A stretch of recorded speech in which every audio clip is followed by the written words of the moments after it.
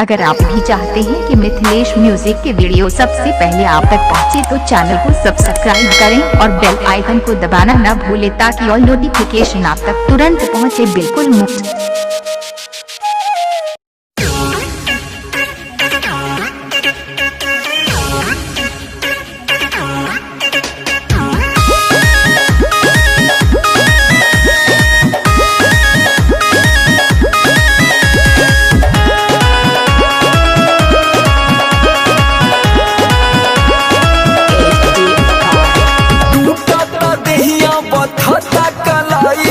ले आवा देवरू दर्द के दवाई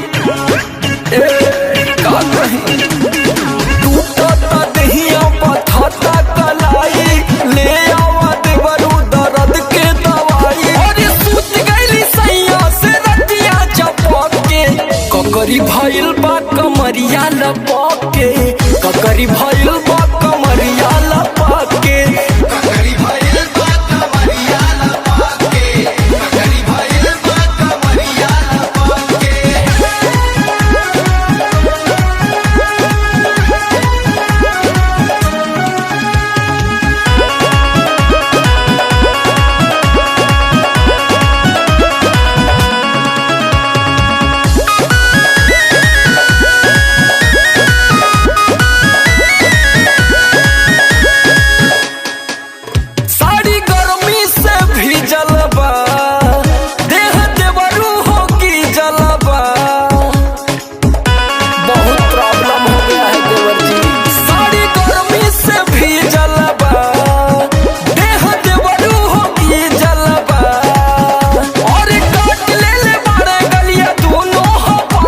भइल बा कमरिया लपक के